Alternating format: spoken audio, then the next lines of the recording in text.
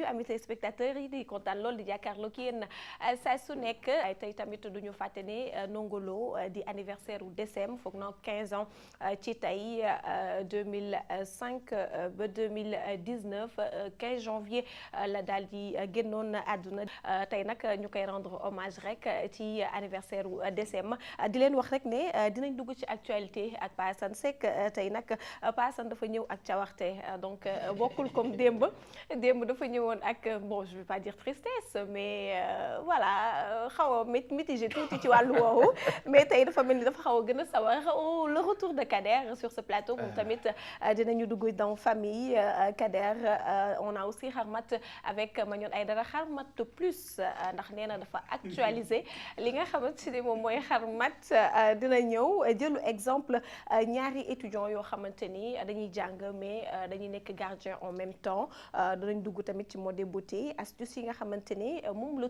gis mu étrange mais efficace avec la princesse Eva on a aussi lifestyle avec Marceline mais bala ñuy dugg ci loolu yëpp ak suñu artistes yi nga xamante ni deuxième partie 12-14 la ñuy ñëw dañuy daal di nuyu Pa Assane Seck Pa Assane dama kontaan tey xam nga man boo ñëwee nii ak cawarte ni damay kontaan lool naka nga def Pa Assane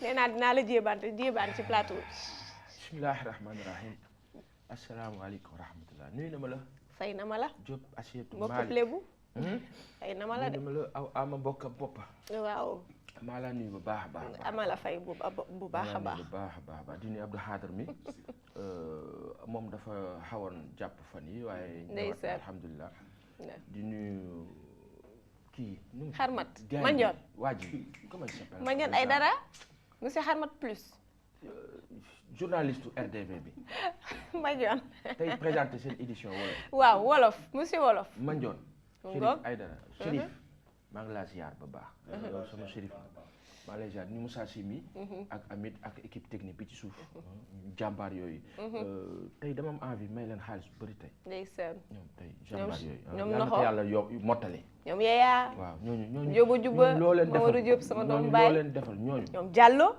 tu sais la pression qu'ils nous mettent là bu ñu gisee pression bi ñuy teg gaawal heure bi jot na cette pression là et c'est ce qu'on appelle la pression positive la pression bi permettroon en 98 France jël coupe du monde bi lu am solo nga wax bi ñuy naan Aimé Jacquet lu tax jëlul Eric Cantona lu tax jëlul David Ginola tubaab yi mer Aimé Jacquet di tontu naan la France si elle doit prendre la coupe du monde ce sera sous la et dans la et avec la pression positive adduna bi nag ku góorgóorlu rek gagné yàlla na yàlla saxal jàmm Sénégal yàlla na yàlla saxal jàmm Sénégal yàlla na yàlla saxal jàmm Sénégal barke alxuraan jàmm roof ci xol yi déggoo ak saafonte bu dëggu bëggante nag lu am parce que solo bu ñu bëggantee rek jàmmam billaay wallaay bëggante te mu sincère waaw mu sincère sans hypocrisie su ma la tooñee ne la baal ma waaw boo ma tooñee ne ma baal ma loolu la ñuy wax humilité waaye man bu ma la tooñee bañ lànk dëgër day indi jafe wax nga lu am solo ah waaw loolu mooy grandeur en fait la grandeur d'une personne ne se mesure pas par ses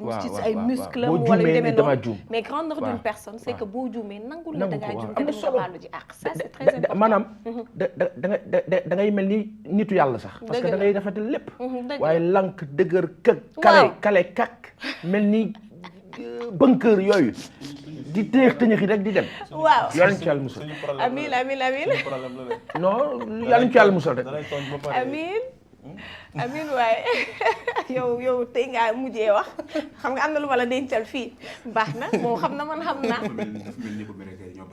bàyyi ko non moom nag sama xarit la waaw waxtaan nañu démb nañoo waxtaan maak moom waa sama gaañ la waaw dañ doon waxtaan am nga lu jafe ndeysaan am na lu jafe merci beaucoup wax naa ko am na lu jafe nuyu la bu baax a baax Assietou nuyu Pa Assane tey xaw ma da ngeen a kii seen couleur yi nii comme ça doog a ñëw yow wax nga dëgg mais tey moom da ngeen a def ay non yéen kay yéen ñaar mais c'est vrai non bible tane na bible c'est acceptable mais seen bos yi moom vraiment nga kase limite nga kase ah non ma yàq couleur bi tuuti c'est bon c'est normal nuyu na baax a baax Pa Assane na moon tamit nga xam ne moom moo di Assietou mais aussi Magnone Aïdara di ko nuyu di nuyu tamit suñu téléspectateur mais tamit ñi nga xam ne ñoom lañ fi nekkal ci côté réalisation bi les hommes de l'ombre ñi ngi leen nuyu baax baax di leen jaajëfe waaye li ñuy wax rek mooy tàmbali ngeen li nga xam ne moom lañ bëgg a waxtaane ci kanam si nañ ci dellu si incha allah Kader na moon nañ la bu baax a baax Kader le grand Oui. Comment tu vas? Ça va très bien alhamdulilah. naka suba si. suba saa ngi nii rek yaa ngi am jàmm bu alhamdulilah baax a baax. bu baax a baax. Chiar naa la chiar Pa Assane le grand chroniqueur. Chiar Kader borom tabax. maa ngi lay bëggee bu baax a baax ñi nga xam te ne tamit jamono jii nii ñoo ñuy seetaan à travers la RDV ñu ngi leen di bëggee bu baax a baax di beral nag. di beral nuyoo bi sama dëkk waa Njebel maa ngi leen nuyu bu baax a baax. waa Njurbel aussi tey Ageroute ab liste laa yor fii tuuti xaw ñi nga xam te ne nii samay mbokk lañ. aussi mel ne Kumba maa ngi lay béggee bu baax a baax a baax. Ageroute da may may rek ku la kii nu mu tuddee sax. si naan rafet na. rafet na nit ku nekk boo xam koo xamul. waaye ñi la bokkal am na solo nam la dafa tax. ça fait plaisir aussi. village la boo xam te ne nii dafa nekk ci fin fond. tey regarde mais dañuy seetaan RDV. baax na donc dañu war a béggee bu baax a baax. D'accord. Kumba Diaw Xabi Siraba Oumy Diallo Fatoumata Dia ñoom Thierno ñoom ñëpp maa leen di siyaar bu baax a baax Achetou ñëwaat nañ fii ci 12-14 ak xarmat doxalal non am na xarmat am na fan si club instant bi nii d'accord y a pas de problème. Alors on va enchaîner daal di dem ci actualité bi ak Pa Assane on démarre par l'inauguration du TER li nga xamante ne moom lañ fa seetlu moom mooy ay échauffourées entre jeunes yi nga xamante ñoom ñoo dëkk foofee ca Rufisque Pa Assane sama première question mooy lan moo la gën a marqué ci boobu inauguration. waaw xam nga dafa am ñaari aspect boo xamante ni c'est la république. république bi am état bu ko diriger ak gouvernement am ku ko jiite kooku am moom vœu ne damay def TER pour nit yi sénégalais yi. parce que diggante Dakar fii ba Diamniadio yoon bi métti na am nañu autoroute à péage doyul am nañu voie nationale route nationale 1 doyul léegi il faut que ñu am ay voies parallèles ci voie parallèle ñu ne voie ferroviaire maintenant ci voie ferroviaire nguur bi ne diggante Dakar ba Diamniadio jàpp jas dinaa def loo xamante ni daf may permettre su ma dégloo kii di Abdou Ndéné Sall di ministre bi amee mbir moomu. mu wax ne que état bi dafay perdre presque 100 milliards par an ci mbirum embouteillage. et que loolu pour résorber ko bah écoute on va trouver la solution ñoom mooy seen solution en tout cas selon ni explicatif yi mu joxe daal di jël benn 600 milliards officiels def ko ci train boobu nga xamante mooy express régional ci 600 milliards officiels. am opposant bu mel ni Ousmane Sonko bu wax 1000 1200 1600 milliards soit. maintenant egg nañ ci benn niveau boo xamante ni président bi dafa war a inaugurer. par la République inauguré na officiellement léegi nag ñaar rek moo ma ci xaw a déranger loolu benn bi la ñaar yi ma ci xaw a déranger mooy que dañu wax réception technique ak inauguration gare wala boog réfection de la gare de Dakar ñu ne dañ koy inaugurer wante réception technique bi ak du TER ak inauguration bi officielle daanaka man personnellement xëy na dama juum maa ngi ko dégg diggante démb ak bërki démb li ko jiitu dama doon dégg inauguration kon ñiy doxal ñu ngi déglu wante ñoom selon li ñuy déglu xëy na la ñuy agir te yàgg naa la wax ne la nguur du réagir day agir moo koy permettre mu anticiper ba ku nar a wax sax di nga xoolaat li ngay wax nga équilibré wante bu nekkee ci niveau de réaction toujours mooy indi colmater les brèches refaire. Il s'est passé quoi? Un événement dit inauguration du train express régional et après on nous dit réception li si am mooy mbir mi dafa pareegul président bi si boppam moo def discours am expliquer wax ñëpp dégg mu ne ñëpp bëgg nañu dugg ci train express régional bi. discours bu gàtt quand même. waaw ñëpp bëgg nañu ci dugg. c'est bien engouement la. mais malheureusement comme dañuy xaar yenn affaires yi war a pare aspect technique bi nangam les ingénieurs et cetera kon pareegul. réception juillet pas réception mais je pense que juillet l'exploitation. Ousmane Sonko a parlé du mois de juin 2019 quand il a dit APR ak li ko wër Benno Bokk Yaakaar ñëpp tëb weddi ko le 14 bi nga xamante ni président bi daf ko annoncé woon. en octobre 2016 Ousmane Sonko ne mënul nekk juin la ñu jëm. moom la président bi confirmé démb. implicitement loolu benn la. beneen bi mooy bu ñu demee ci aspect ci biir alors ce qu'il faut noter mooy le discours hyper républicain et très élégant de madame la mairesse de la capitale parce que daanaka mooy Khalifa Ababacar Sall ñu déggee ko noonu madame Wardini taxaw na fa def discours bu rafet en tant qu'élu municipal en tant qu'aussi élu municipal rapproché des services de l'État parce que après tout collectivité territoriale bi yëpp ñu ngi dépendre ci nguur bi donc def na li ko war ci élégance léegi élégance boobu am foofu au moment où on invalide la candidature de ki ko gën a jege muy Khalifa Ababacar Sall au même moment mu tenir discours boobu cela veut dire que dañ ci war a jàng lu bare mooy malgré la situation lu mënti am ñu ni neen la dafa war a rafet mu taxawee ko noonu après quoi parce que la mairesse aurait pu faire quoi jël un représentant municipal on me dira c'est pas possible c'est bien possible un représentant municipal mu tenir discours bi ce serait pas élégant aussi ça. ce serait pas élégant aussi sauf que ça a été élégant donc kon def na lu élégant kon dañ ko war a delloo lu élégant foofu la ñuy woo nguur bi élégance boobu moo waroon tax tey ñu nekk ba mbir mi pare ñu ne dañuy inaugurer waaw yàlla nag moo xam nu muy demee est-ce que juin 2019 boobu train bi war a daw dina fi fekk président Macky Sall ou pas yàlla rek a xam kenn xamul wax nag beneen aspect bi nga xamante ni gannaaw aspect république bi y a eu même des soucis là-bas gis nañ fa benn waay bu fa daanu doon def prestation officielle les acrobates là ànd ak kii ba daanu ci presse bi heureusement yàlla def ci sutura ay signe la ñun dañoo bokk ci ñi gëm signe de lépp lu ne lépp signe la on pensera aux chevaux de la garde rapprochée yi daanu vers Sorano et à hauteur de Sandaga ñu noté en passant que échauffourée yi am fële sa Tëngéej nag lan la mooy population yi dañoo taxaw ni yéen da ngeen di inaugurer loo xam ne benn parewul mais ñaaral bi ñun amuñu passerelle bu ñu jaar léegi ñoom ñuy wax nguur boobu di inaugurer ne ko mais ñun amuñu passerelle bu ñu jaar ça aurait été bien que les impactés et autres yi président bi di tudd mu daal ne woy quand même il faut que les spécialistes fassent vite parce que nit ñi war nañu am fu ñu jaar. mais par rapport aux impactés quand même il a dit quelque chose qui rassure voilà lu toll ci 14 500 impactés. une cinquantaine de milliards. voilà ak le problème baal ma rek le problème ne se situe pas à ce niveau. li mu ci wax c'est un problème personnel boo xamante ne daf koy gérer donc on peut croire. waaw léegi baal ma rek grand Asietu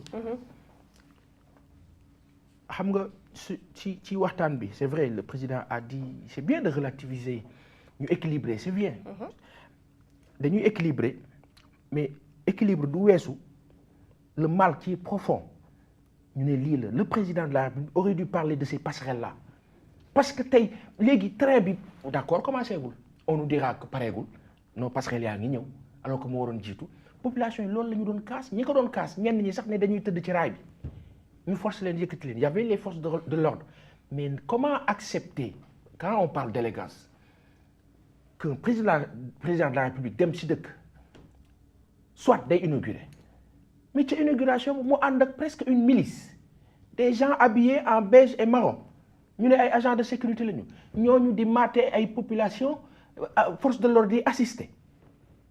On est dans quel pays? Mais le TR n'est pas en beige et marron, ça quand même. Le TR n'est pas en beige et marron, mais on sent le beige et marron dedans. Vert, jaune, rouge la dafa mel ni critères yi ñu defoon ci am na pàcc boo Dakar dem dikk am na foo xamante ne boo ko xoolee ci TR bi def nañ fa beige ak marron. Problème bi du loolu achetu le problème il est hyper profond te warul nekk lu ñuy foowee gis nga dëkk maa ngi jot sànq information ñu ne Blé Goudé ak Laurent Gbagbo acquitté nañ leen. Oui.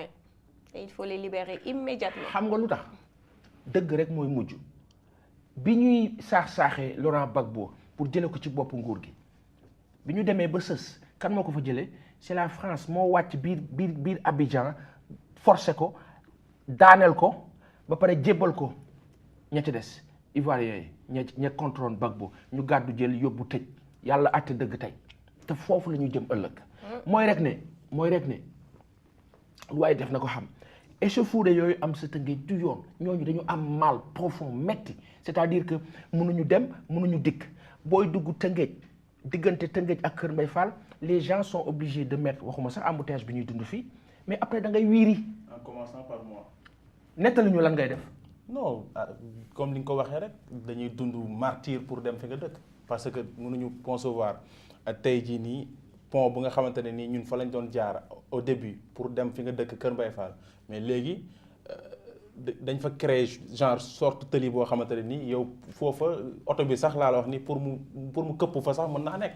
donc c'est des choses yoo xamante ne nii vraiment foog naa ne lu ñuy wax étude par exemple impact bi mu war a mën a def après boo taxawalee infrastructure bi ci société bi loolu des fois ça pose problème je pense que ne état bi ak ay experts am waroon nañu xool avant ñuy installer terre bi wala gaar yi yooyu yëpp lan la war a mën a jural askan bi ëllëg su ko defee ñu fànq loolu mais instant bi ñun ci suñ bopp en grosso modo on vit le martyre pour dem ci suñ dëkk yi waaw léegi loolu témoignage la et y en a monts et merveilles yoo xamante ni boo ko dégloo sa yaram dafay daw ci ñi liggéey di wàcc guddi hier qu'est-ce qui s'est passé waxuma sax échauffourée ak lépp le président de la République du Sénégal qui appelle à l'émergence qui bloque une ville entière parce que dafa war a dem inaugurer benn terre une ville entière bloquée toute une journée ñu bloqué ñëpp écoles yi jàngiwuñu Rufisque nit ñi ñu ci bëri liggéeyuñu c'est et après on me dit que non kii dafay defar après on me dira non il faut ñu casser ay nen pour mën a defar c'est une catastrophe et ça il faut le dire il faut que ñu wax Sénégal ne leen dañu am benn candidat bu ne dafay defar d'accord bëgg na defar dafay defar mais booy defar tam defaral ci kaw yoon mënoo defar ci lor yàlla na sax buy defar am na nu muy defaree noo xamante ni bu tëjee fii day ubbi fii yàlla bu tëjee fii day ubbi fii yow nag nga ñëw tëj lépp ba pare ne damay defar. D'accord. Kader, tu habites dans la banlieue quelque part Kër Massar. Oui. Terre bi m'a obligé à avoir maintenant 2 adresses. Ah bon? Malheureusement. Comment? waaw parce que ba léegi nii sama adresse Mbao changé wul. sama appartement ma nga fa sama lépp ma nga fa ma obligé jëlaat beneen appartement à Mariste. SDF nga quoi. À cause de ça. à cause de ça parce que mënuma woon xam temps bi may jógee sama kër ak may agsi fii j'ai tenté j'ai tout fait pour di mën di agsi à l'heure mais je ne pouvais pas chaque fois damay jéem je quitte 11h j'arrive ici presque midi 1h wala lu ko ëpp parfois nga da ngay ñibbi. balaa ngay àgg bay dellu si waat war a fanaan si du ma ko mën donc finalement moom mujj obligé jël leneen Mariste dépense la boo xam ne franchement métti na ma trop. te kenn joxuma ko. parce que déjà ku nekk xam nañ léegi déménager li may jar. ak aussi wut appartement la ngay joxe ci caution. ak na ngay fexe ba dëkk la muy jar. et puis jóge Kër Massar ñëw Dakar. non mais léegi nga yor ñaari appartement te xamoo noo koy def. mënoo déménager Mbao parce que urgence a tax. pour indi ko Mariste parce que këru Mariste ak këru Mbao du benn. donc li ma am Mariste permettre ma mën a déménager li ma am lépp indi ko ci benn adresse bi ma am sinon day nekk beneen dépense. léegi nii nga xool ñaari dépenses yooyu ku ma koy fayal. c'est pas à l'état ni à personne damay obligé. jëngu ko. ba yàllaa xam ñaan yàlla nag na solution gaaw am métti na. dama ko xool sama bopp mais ñi ko mënul ak ñi ko amul ci ñoom la gën a métti. effectivement donc en tout cas il y a des problèmes yoo xam ne ñu ngi rafetlu la réalisation certes. non réalisation foofu laa bëggoon rejoindre Assane léegi ci côté boobu am na lu ci positif. mooy def nañ dara. mais solution bi man je pense que du terre bi.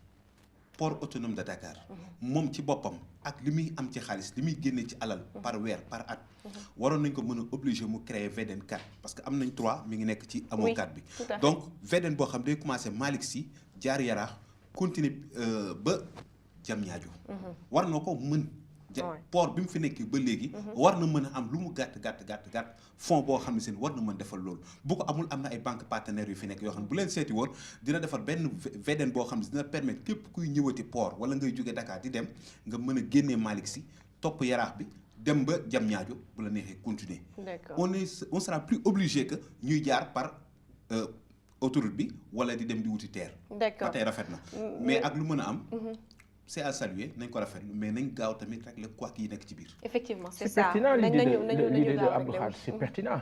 une VDN 4 pour jaar foofu c'est pertinent mooy maanaam jël Yaraax bi tàllal ko yaatal ko et cetera. dafa am loo xam ne foog ñu rappeler ko. il y aura toujours des impactés foog ñu rappeler ko mooy VDN bi ñuy àggali nii Abdoulaye Wade def ci Macky Sall def ci.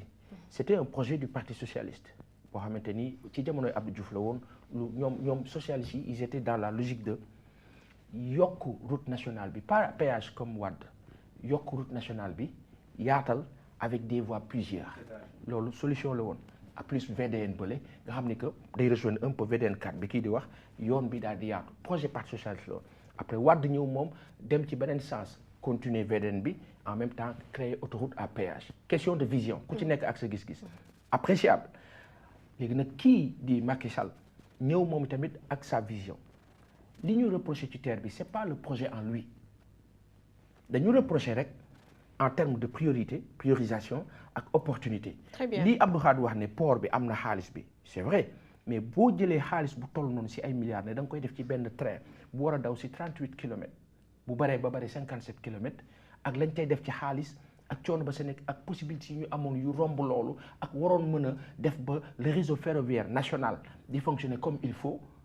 Je pense qu'il y a matière à réfléchir. D'accord. Alors, on va parler des étudiants de l'université Gaston Berger. Donc, il y a eu des remous encore fofo. Qu'est-ce qui se passe et quelle est la solution d'après? Bourse yi rayon Fallou Seck. Il y a eu des... Oui. Bourse yi. Après, même Cheikh Anta Diop ici, même chose. impossible de... Oui. Voilà, léegi lan mooy problème bi? Question de procédure la wala lenteur la. Bon, on dira le ministre des Finances, non du moom, ministre de l'enseignement supérieur, non du moom, direction des bourses, xamuñu kan la finalement, xam nañ ko xamuñu ko. Après le même, c'est-à-dire on se pose la question, lan mooy jafe-jafe bi? Pourquoi toujours même chose bi mooy am?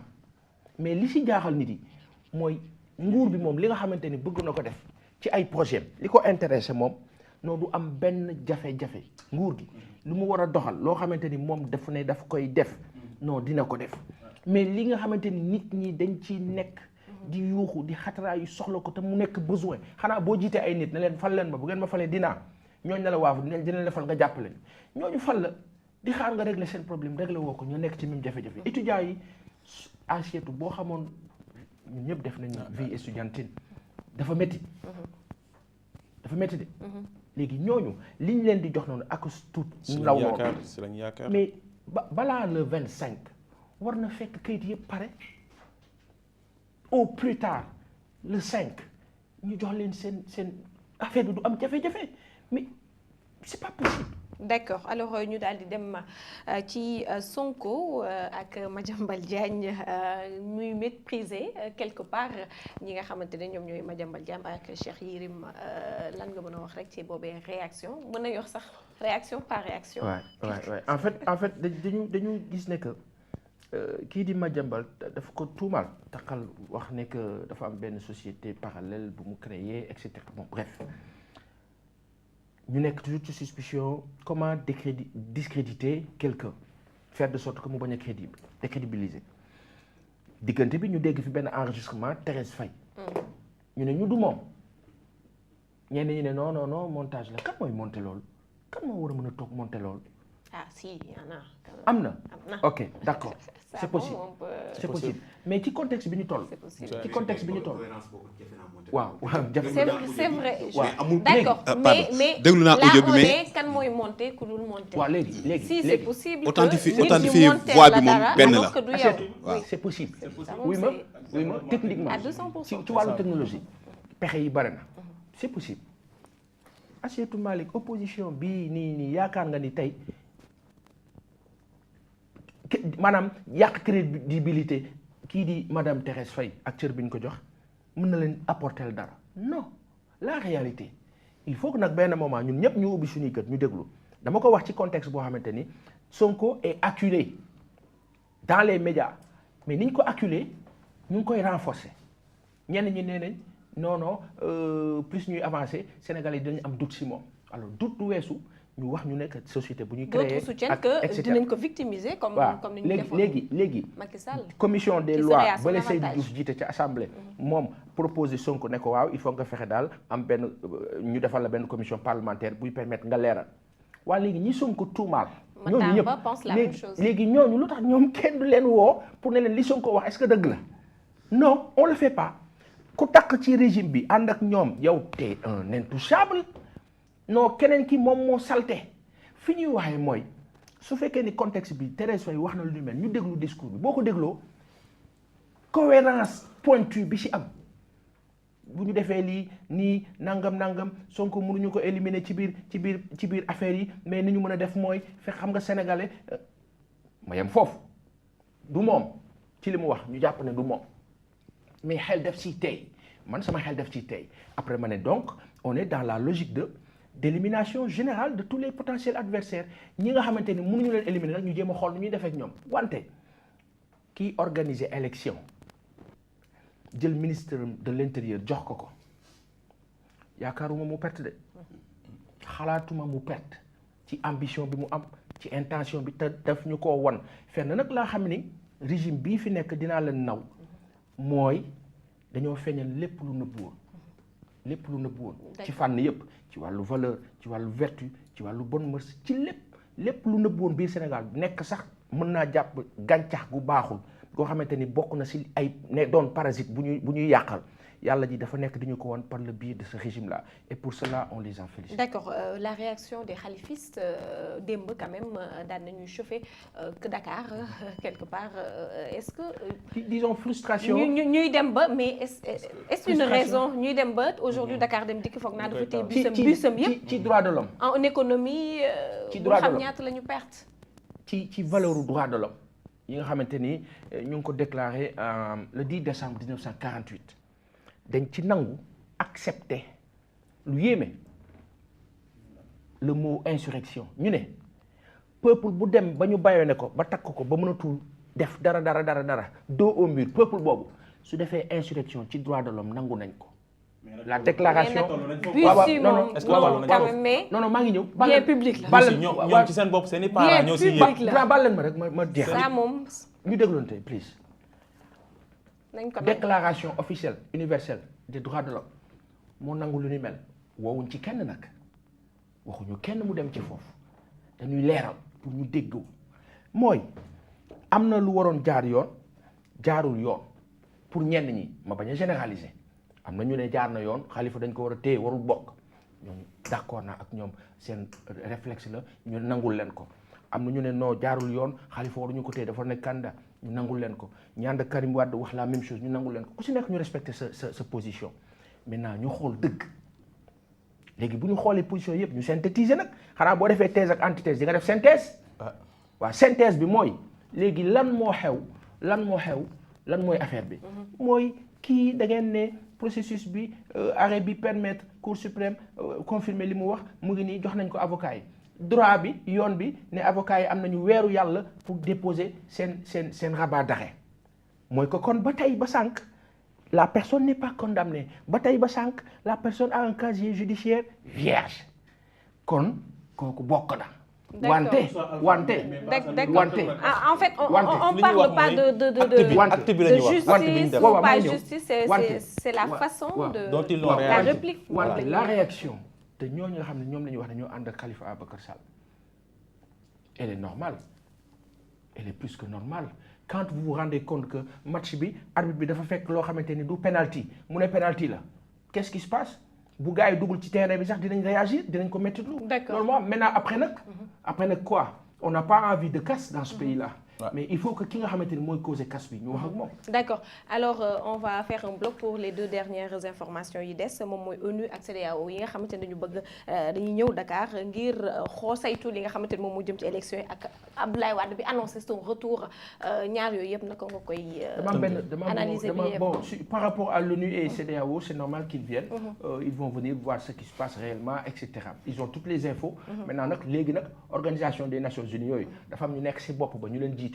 France ca la bokk Amérique ca la bokk ak ñeneen tout dépendra de la géopolitique internationale tey jii nii le monde entier les puissances là seen intérêt bu nekkee ci kii di candidat bi fi nekk toog ci bopp réew mi ñoom ils vont aller dans ce sens là même par rapport à leurs observations bu fekkee arrangé wu leen ce sera dans un autre sens léegi nag foofu la ñuy wax ñun suñu indépendance réelle de notre nation le Sénégal est-ce que am na ou pas à discuter et à voir benn aspect la beneen bi mooy concernant le président de la République l'ancien Wade dama triste quand j'ai lu son message je l'ai lu tard dans la nuit dama triste pourquoi ma triste parce que dama gis ne que sunu maam yàlla na ko fi yàlla bàyyi parce que kanam Wade dafa wax lu daw yaram dafa ne c'est mon dernier combat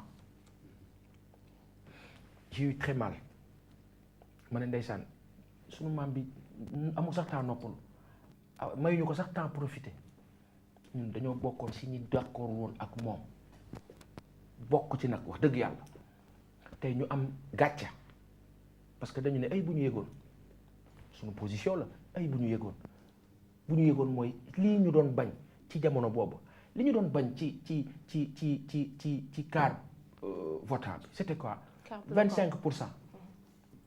Mais quart votant boobu c'est le parrainage dans un autre sens moom la ñu indil ci beneen version lañu doon bañ dem taxaw ci buntu assemblée di bañ mu am moom la ñu indil tey ci parrainage mooy éliminer ay nit. D'accord. léegi loolu noonu. ñu ngi koy dund tey presque nangu ko góor gi ne moom il va se sacrifier pour revenir xoolal coono boobu ci mag bu am plus de 90 ans. D'accord. ñu jàpp rek ne. àq dafa fort.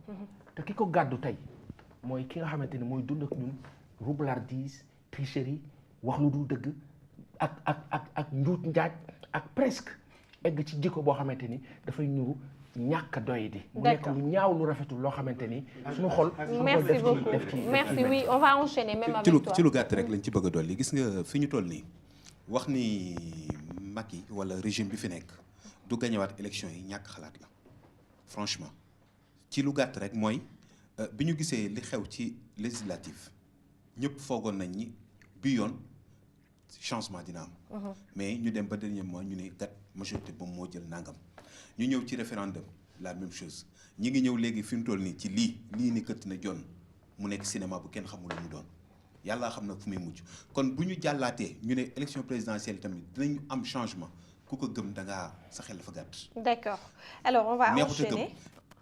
dox nañ tuuti gis nga mën nañoo sàcc élection lu yomb la. waaw. Pa Assane dafay jógee këram yor enveloppe am boo xam ne si ne benn enveloppe ñaari enveloppe benn enveloppe boo xam ne si ne ni ki mu bëgg a voté lay nekk mais ñaari 10 enveloppe dañuy nekk ci biir xam nga lu tax. da ngay jël doo bii fii mooy ci kanam. jël ci ginnaaw ñu bind ci élection 2019. nga collé ci diggante bi 10 enveloppe da ciy nekk yoo xam ne si ne ni bu defee au moins 3 heures 4 heures de temps day teppeeku xol bi day deñ 10 a fay nekk noo koy xamee. non boo duggee ci urne bi kan moom moo lay wax ni la 10 enveloppe nga te pourtant booy ñëw di dugal benn enveloppe bi ñuy gis parce que fii ci kanam dinañ gis ni lii moo ci nekk ci ginnaaw lii moo ci nekk mais ci diggante bi y a 8 enveloppe bu duggee ci biir léegi nag kii bi nga xam liste bi nga xam ne moom la ñuy yor feuille itam dañ koy collé bu demee ba ci biir day teppeeku bu ñu demee ba 20 heures 18 heures 20 heures col bi bu deñee lan moo fay des da ngay gis ni rek bi ñuy vérifier am na page yoo xam dañ ko doublé buñ doublé page bi mu nekk ci col du feeñ bu defee benn temps day wow temps de séchage yi nga xam ne ñun am na loo xam ne si yomb na. signature yi fa nekk. du feeñ bu ñëwee dañuy gis tout est vierge mais buñ demee ba nit ñi di commencé di signer bu col bi dañee léppay feeñ. D'accord alors nombre de signatures yi nekk ci fiche bi. ak nombre de kii bi nekk ci biir urne bi benn lay nekk. Ah bon? Parce que boo compté da ngay gis ni 10 signatures 10 enveloppes 15 personnes ñooy dugg ku ci nekk indi benn enveloppe. mais enveloppe bu ci nekk 10 moo ci nekk. nga ñëw ci liste bi yi ñu collé nga ubbi ko boo compté nombre ça fait déjà 150 ñu ajouté ci liste bi 150 parce que xam nañ bureau de vote bu nekk urne bu ci nekk ñaata nit ciy voté c'est possible ñu préparé ko. c'est invraisemblable mais quand même c'est possible bu kenn wax ni man déjà gëm naa ni résultat yi defar nañ koo pare. D'accord li ma gis nii gëm naa ni résultat élection présidentielle yi defar nañ ko ba pare. comme ni ñu defaree gëm-gëmam la moom non il a dit parce que Asi ab réew kenn du ko noot ba mu jeex tàkk kenn du ko noot man mënuma d'accord ni fi ñu toll nii démocratie Sénégal mi ngi existé ba tey dañ na amatul nekkatul li fi des mooy askan bi yeewu xam ni fi mu toll nii foqati nañ seen kàddu foqati nañ seen dëgg foqati nañ seen cër am na loo xam ni ku ko mën sax da nga koy rus. D'accord. mën lépp def lépp bi ministre bi ne 5 candidats la ñuy am ñëpp a tiit et pourtant li mu wax dañu ci jamono boo xam ne kenn xaarul woon loolu y avait combien yoo xam ne si ñoom ñoo demoon di wuti ay liste parrainage. ñaata lañu woon mën na nekk coïncidence quand même. bizarre. si mën na nekk coïncidence. Asi bah oui dañoo jamono dafa avancé fi ñu toll nii. dañoo toll foo xam ne seen léegi dañu war a utiliser suñu ay xel. très bien woowuñu kenn ci nañu rayante jàmm ñu dem dugg ci famille ñu dem dugg ci famille Kader. nangu dëgg xëy na ça rejoint même li muy wax léegi. mooy lii rek ñuy waxtaane nangu dëgg mooy bu dëgg taxawee nga nangu ko te yàlla tax. nguur ak lu dul nguur kër ak lu mu mën doon nit day nangu dëgg. ñi la jox buñ nee ba bëggatuñu nga nangu ni askan bi ma joxoon bëggatuñu day continuer rek ci li ñu nekk. mais fi ñu jëm ci famille mooy nangu dëgg ci société bi ci nit ñi ngi ànd ci biir kër diggante mag ak rakk ndey ak baay ak soxnaam ak ku mu mën doon ay nit yuy ànd ay xarit yu ànd dañu war a nangu dëgg bu yomb.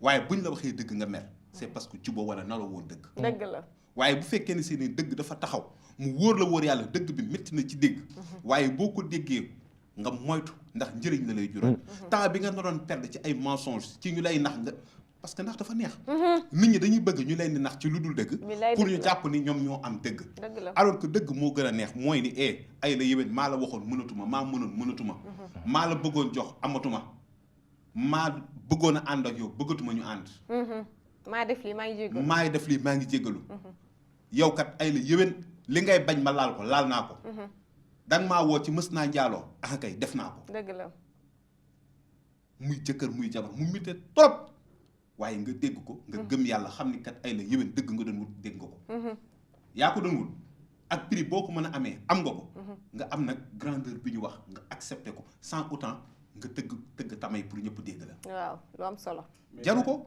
parce que waaw dama bëggoon laaj xam nga da nga wax dëgg dafa baax mais bu ñu demee ba jamono ñu naan dëgg fen guy defar moo gën dëgg gu moo loolu lañ bëgg a mooy dindi kii bu yàq loolu lañ bëgg a dindi baat bi loolu foofu la jógee sax moom lañ bëgg a dindi c'est-à-dire nit ñi dañu bëgg ñu leen di nax leen ci lu dul dëgg moo leen gënal wax leen dëgg tant que yaa ngi leen di ñu baal ñu fen bambaani xaw ma waa fen rek ñu baal ñu parce que Sénégal léegi ku nekk min na baat bi di leen wax lu dul dëgg moo leen gënal fuuf nga wax leen dëgg boo xam ne si day metti tey mais mu metti tey nga mën a continuer dund ci dëgg moo gën ñu di la fen ba keroog ku lay mere la ci dëgg waaw kuy ànd ak yow ci dëgg mais dañuy préférer ñuy dund mensonge am na doom yu dëkk ci kër yi est-ce que xam nga leen fa bàyyi juruñu leen juddoowuñ ci sëy dëkkuñu fa moomuñu la waajur bi juru leen mais day préférer ñu di ko fen ni mu ay doomam la or bu nangoon ci commencement bi ni ay la yéwén doom ji du sama doom doom ji teel a xam ni kii du bàyyam bu demee ba màgg du ko gaañ parce que màggaale na ko dëgg la blessure yooyu fermé wul na depuis yàgg na mais dem ba nekk mag di wuyoo sant jàmbur ne mooy sama baay mooy sama ndey nga dem ba àgg foo xam ne si nag wax la yéwén dara su lul miraas ñu ne la kaay ñu wax la sa bopp ay waay choc boobu lu ko gën a métti nit ki doo ko xam ne ndekete ñi mu jàppee woon ndeyam ñi mu jàppee woon baayam ñi mu jàppee woon ñoom la bokkal ndekete bokkut ak ñi moom mooy kan muy doog a seet moom Ansoumana nee na il t'apprécie beaucoup Ansoumana John mu lay seetaan il dit que j'apprécie beaucoup Kader merci beaucoup ñu koy nuyu baax ñu koy nuyu kooku sama xarit la waaw ku baax wax dëgg yàlla gis nga dëgg asi lu mu metti dañ koy accepter muy ci liggéeyukaay yi muy fépp léegi nag dëgg dafa rafle ci lépp dëgg faut le dire ci lépp dem nañ ba léegi nit bu nekkee nit politique dañ la naan lu mu la wax dëgg waxam jarul dóor sa doom bu ngeen àndee bu ñuy wut suñu la ñuy wax bu ñu àggee sama lay doon pire que der kon ñàkk am dëgg ñàkk gis dëgg ci diggante ci nit ñi tax na am na ñoo xamante ne mënatuñoo gëm nit maanaam gëm ne nit ki lu muy wax nii c'est vrai mënatul am parce que tellement y a eu tellement de mensonges que mënatuloo gëm ne lii nii lu muy wax dëgg pour que nga gëm ko il faut que mu am dara loo xamante ne lu concret nga gis ne lii lu concret la ngay mën a gëm ne dëgg xam nga loolu boo demee ba tollu foofu c'est que vraiment suñuy mooy fooy sa kàddu nit dafa war a téye kàddoom saa bu kàddoom génnee na nekk ci dëgg même bu fekkee ne si dañ ko ciy mere na ko teg ci dëgg buñ ko miinee ci dëgg lu mu waxati dëgg la xam nga am na lépp bu ñuy lépp waaw buñ ko ci miinul dundam yàqu na su dee diggee te du ko def nag non bu dundam yàqu na su waxee te li mu wax dëgg dundam nag yàqu na su fekkee ni def dinaa def 5 ans def 7 ans dundam nag yàqu na dootul tekki dara su ne du ma mës a def sama rakk jox ko poste par rapport au public damay laaj yaa ngi baraste ko damay laaj yaa ngi baraste ko du ma mës a def sama rakk nii def ko loolu lan la day dugg ci ñàkk Ousmane Ngom waru nekk ministre de l'intérieur doon na ko musuma koo wax loolu lan la day dugg rek ci li ñuy wax muy ñàkk na jërëjëf dëgg ñàkk def merci sa kaddu dañuy wax ne sa kaddu daaw bu méngoog sa jëfi tey ñu tu dëgg nga dëgg la te bu ëllëgee loo ñu dig ñu nangu ko dëgg la bukki dañ ko miin ci dëgg muy wax di wax ba benn bés mu sos mu ne fa ma jóge de parce que moom jàpp na ni il faut que mu dàq ñii pour dem jël la mu dencoon ci ginnaaw garab gi mu ne fa ma jóge de la ma fa bàyyi ci yàpp la ma fa bàyyi ci ay xéwal non duñ ko jeexal ñu ne ko foo jóge mu ne maa ngi jóge tullum géej ci ginnaaw nii rab yëpp jóg ne bukki lu mu wax dëgg la bukki du fooye loolu ñëpp jóg mooy fi Pa Assane dugg léegi nit buñ la miinee ci dëgg boo demee bay commencé wax leneen lu dul dëgg sa conscience la yedd ñëpp jóg daw topp fi mu wax ñu ne saxe sax du dal waaw tund ba mu wax de comme bukkee nga wax te bukki du fawee yàpp bu nee loolu dëgg la lekk na ba suur mu toog noog ñoo woo ñëpp yi daw dem mu toog ba caage xelam yeddu ko mu ne pourtant li ma wax bu dee dëgg la nag au lieu mu jëli na mu dencoon mooy kaddu ga mu fa bàyyi woon mu daw topp waa dëkk bi ne pourtant man li ma wax mën naa nekk dëgg ndax la tax ñu gëm ma yàlla mën naa def mu nekk dëgg. dëgg la mu daw toppaat ci. dem ba gëm boppam bon gëm ni moom naram bi mu nar mën naa nekk dëgg mooy. sànku na sànkaale ab askanam. ñaawtee fi ñuy teg jigéen yi est-ce que dëgg la ah. ñaawtee fi ñuy teg jigéen yi est-ce que dëgg la. du dëgg pas asien pas asa maa ngi bëgg a boole. pas asien du dëgg. ñaawteef moom ci biir kër ci biir ak biti du mës a nekk dëgg. violence yi ñuy teg ñenn ñi ci biir kër yi fitna yi. du mës a nekk dëgg. lépp lu xel ak xalaat mënta lijjanti lu diisoo mënta lijjanti doole du ko lijjanti.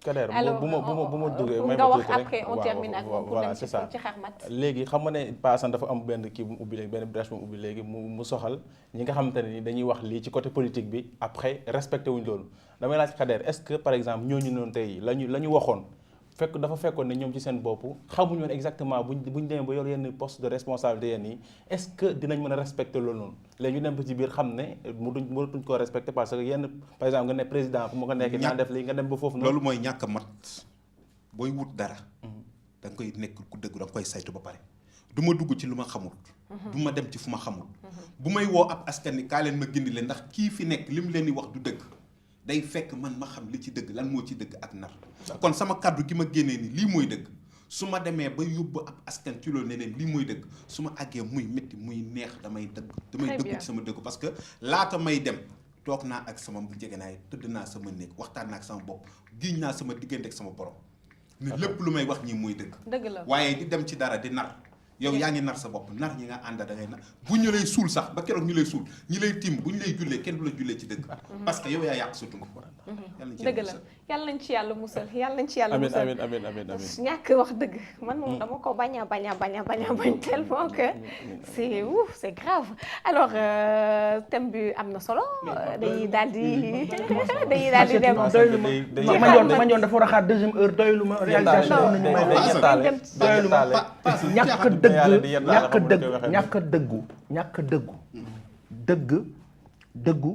dëggal man je parle de yombul nag Pa Assane yombul non je parle de ñun ñëpp kenn matul man moom xam naa li ma dul wax dëgg bare na amaana li ma gëm je reviens sur waxuma waxi politique de ku jiite mbooloo mi am yaakaar jël boppam ñii jàpp fii ñu dajale xeex jiital la dooleel la sama xel day dem ci woy Youssou Ndour boobu noonu sax waaw woy na ko dooleel la léegi yow doole bi nga am tey nga dem tey ba toogaat jàkkaarloog ñooñu est-ce que yoon la nga def naka sudul noonu tegoo ko ci dëgg nga teg ko ci man maa amee doole bi te pourtant ñi ngi koy teg coono boobu ñoom ñoo la dooleel ci loolu. mais bu ñu demee ba benn instant bu nga xam te nii tey jii bu ma defee dara man su ma arrangé wul ak ma ne du dëgg. waaw c'est ça en waaw. fait. bu ma arrangé wul ak ma ne du dëgg. jamono ñu mais toll nag ci réew mi mais du tere dëgg bi doon dëgg.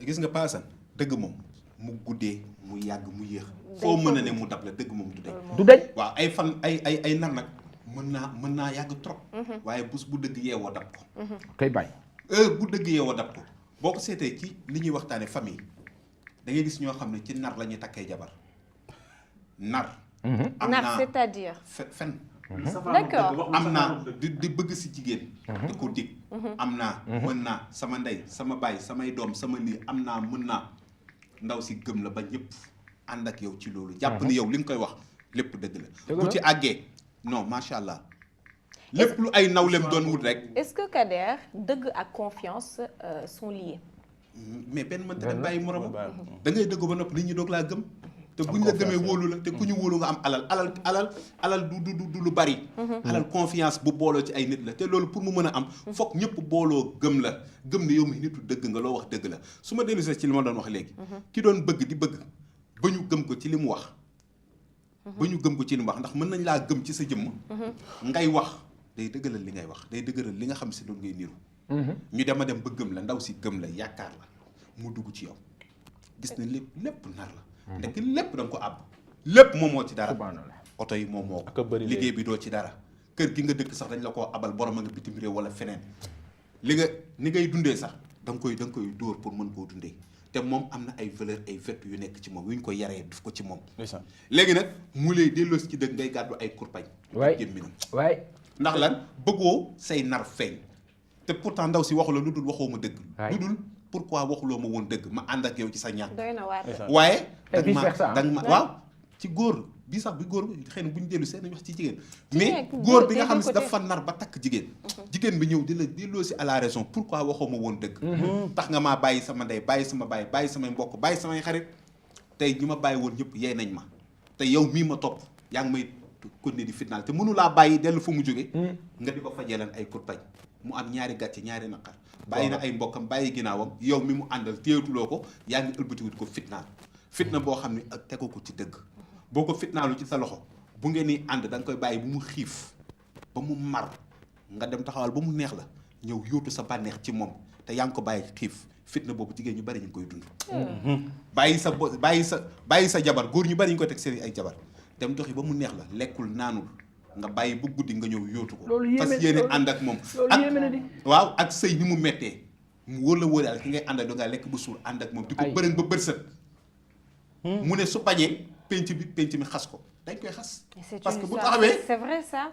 ah oui bu ñu demee ci penc bi lu muy wax dama ko sàkk mu bañ mais jigéen bi doon dama xiif mu di ma sàkk joxuma ma lekk am na lu jigéen ñi di nëbb ci seen biir buñ ko tegoon ci penc bi musibaam borom kër yi nañu nangu dëgg yi ñu leen seen doom di wax nañu nangu dëgg que seen doom bi ñu may woon mën naa dem ba ci biir doonte saay-saay la mu am dëgg nañ ko nangul mooy ni am na fitna yu muy dund ci biir këram kenn teg ko loolu borom këram tey li mu ko teg ko loolu ci bakkanam mën naa rafet trop ci biir ay goro saa yi bu ma ñëwee sama ay goro sama ay ñi ma bokkal di rafetal waaye saa yi bu ma ñibbee ci biir kër ga soxna si di dund fitna dëgg la yàlla nañu yàlla may ñuy dund dëgg man de am solo dama si porox ndoll rek parce que c'est vrai que ne société bi tey jii comme ni ko Kader waxee dañu leen olof Njaay danaan lu dul dëgg du yàgg donc dëgg wax nit ki dëgg moom moo ëpp solo te bu ñu waxee tey jii la safaanoog dëgg man du ma wax nar comme ni ko Kader di waxee mais tey jii day boo ko waxee automatiquement sénégalais xel day dem ci ñi nga xam te ñoo yëngatu ci wàllum politique man peut-être en une minute fen buy defar ndax am na fen buy defar musta am nëbb dafa am loo xam nëbb la kersa mën ngaa nëbb dëgg faut faire une différence entre fen wax lu dul dëgg waaw bañ a wax dara waaw xam nga assiette mais di yéeg ci escalier bi fekk ñaar ñuy wax safaan ci kenn ci ñun ma dégg ko ñëw keneen dégg ko nettali ko ñu ne Kader dégg na ko ma xam ni su ma ko waxee ay am may wut jàmm ma ne bàyyi leen bu leen ma ci boole non bokk naa ci ba pare man leen bàyyi leen noonu loolu du wax dara seen waxi bopp lañ doon wax xam naa dëgg bi mais dama koo nëbb pour lan pour nañ am jàmm parce que ay nit mënuñoo bañ di wax ci nit mënuñu bañ di wax mu rafet mu ñaaw loolu day am ci tribunal yi boo fa demee baatu viol dañ koy rafetal dem nañ ba nga xam ne si xale si dañ koy fowee mais buñ ko waxoon ci terme bi nga xam ne si ni moom mooy vrai sens bi non kon musiba am dëgg la dama diw dafa àgg ci diw ci nàngam ñu bàyyi nit ñi wax dëgg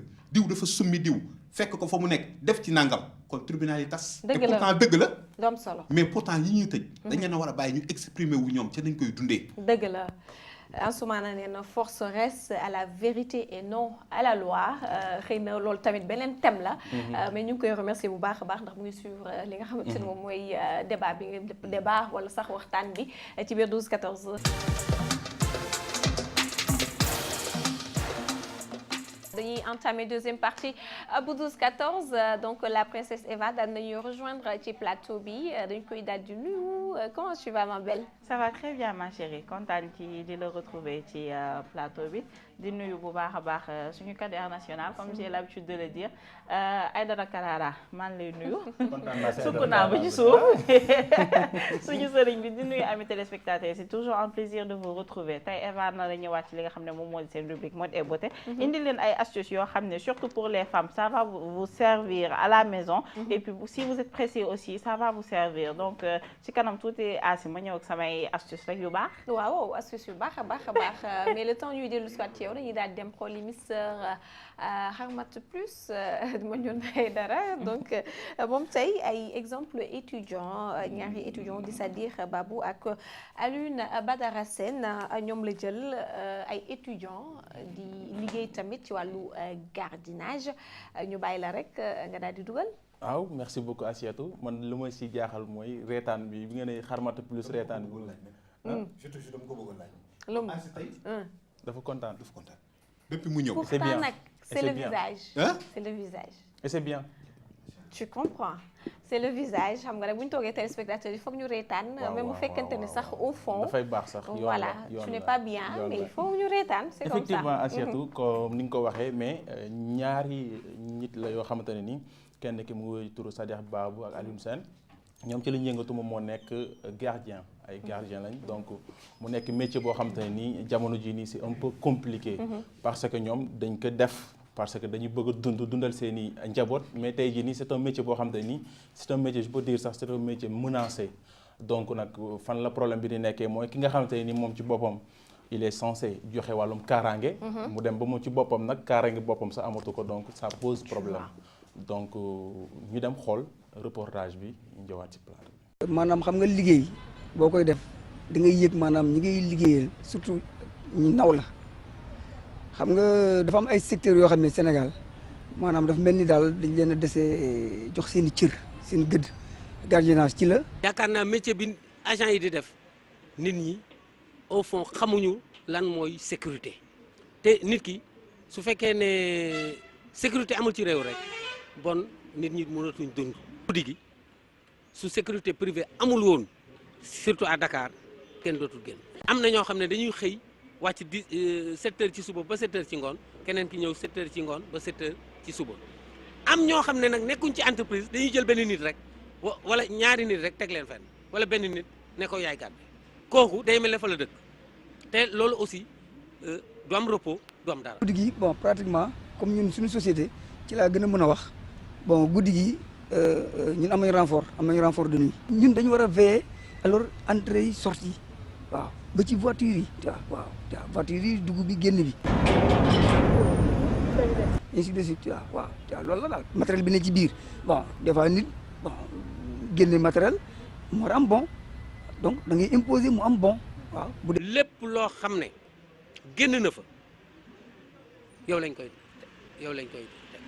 donc sécurité matériel bi nekk ci biir yëpp yow yaay responsable bi sécurité nit ñi ci biir.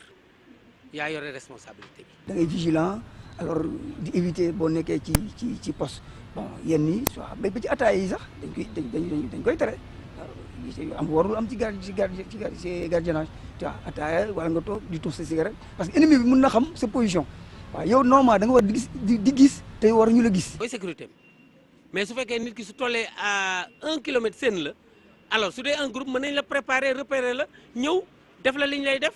mu ngoog mu nekk exemple yi nga xamante ne daal dina leen di jël mais bala ma koy delloowaat kàddu bi ma nuyu Beau Sacré kenn ci suñu artiste invité yi di rappeur ñu ngi lay nuyu Beau Sacré. maa ngi leen di fay bu baax a baax maa ngi leen di nuyu yéen ñëpp voilà c'est Beau Sacré depuis Guédiawaye. D'accord alors on va revenir vers toi mais ñu dem ci Mandione man commentaire ngay def ci reportage bi. alors commentaire bu ma siy def mooy tey jii nii waxoon naa la ko léegi ne la c'est un métier boo xam te ne tey ils sont menacés pourquoi.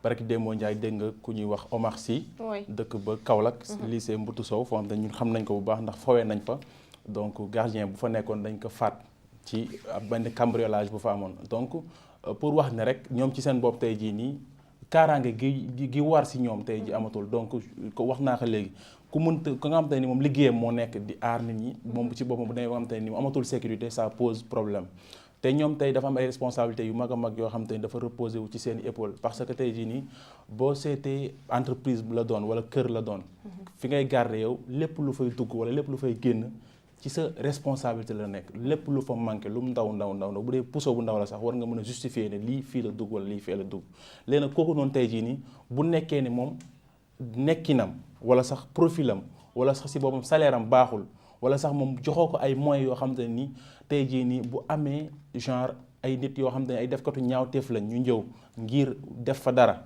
mu mën a protéger wala mu mën a fexe ba ñooñu mu reculer leen donc ça pose problème te tey boo seetee ñoom ci seen bopp entretien yu ma def ak ñoom en voix off parce que ñu bëri si ñoom duñ bëgg des fois wax montré wu parce que ay nitu kii lañ tu comprends mais da si am ay problèmes yoo xam te ñoom ñu ngi koy dund parce que tey jii nii amuñ droit yor arme am na si ñoo xamante ne tey amuñ droit yor arme ngay garder société yu mag yenn yi nii ba pare yow amoo droit yor arme donc imagine toi bu ñu doon tey di la agresser donc ça pose problème. nga gis koo xamante ne tey jii ne Asietou day garder entreprise bu mag entreprise boo xamante ne bu ñu ko xaymoon ci ay koppar ay millions la wala ay milliards salaire am di tourner autour de 75 000 wala 80 000 francs. C'est la réalité en fait. loolu moo am. Oui. donc kon xam nga ñooñu tey jii nii vraiment buñ la koo teg ci sa kër googu noonu wala sa entreprise boobu noonu tey jii nii ñu sàcc la tey waroo ko wax ci dara parce que yow li nga ko waroon a fayee wala ni nga ko cër bi nga ko waroon a jox wala condition yi nga ko waroon a mettre ba mu mën a def liggéey bi normalement defoo ko.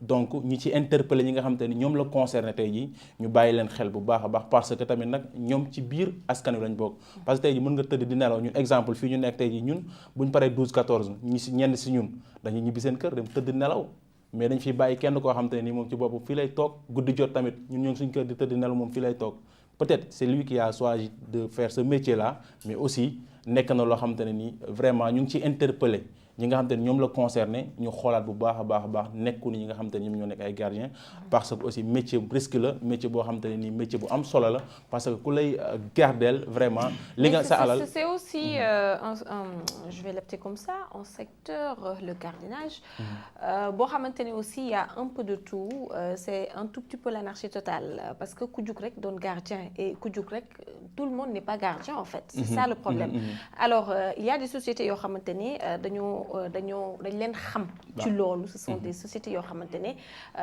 dañ leen respecté ñu ngi ci seen liggéey loolu mooy seen métier et que képp koo xamante ne rek ay entreprises yi ñoom la ñuy jël foofu la ñuy jaar pour que ñu am ay gardiens sur place am na ñeneen ñoo xamante ne par exemple damay gis benn Kader je sais que Kader def na service militaire rek ma gis suñu koñ bi y a pas de sécurité ñu ne nañ leen engagé pour que ñu ñëw garder li nga xamante ne moom mooy suñu koñ y en a d'autres yoo xamante ne aussi dañuy gis nit rek góor par exemple gis nañ ne il a de beaux muscles genre ñu ne naa ko jël mu daal may garder sama kër alors danger bi peut-être je me dis que foofu la parce que ñi nga xamante ne ñoom nekk ci société yi ñoom dinañ am lu leen protéger par tout le monde am na ñoo xam ne ay stagiaires lañu ñooñu duñu am arme mais ñi nga xamante ne ñoom mën nañ ne ñoom ñooy permanent yi dañuy faral di am arme ñeneen ñi nga xamante ne par exemple ñoom ñoo nekk ci koñ yi wala ñu nekk ci kër yi maanaam ñi ñuy wax ci ñi nga xam ne dañoo nekk ci informel ñooñu peut-être c'est là où le problème peut-être moo gën a résider certes ñii am nañ ay jafe-jafe ak seen société mais ñii ñoo gën a am ay jafe-jafe parce que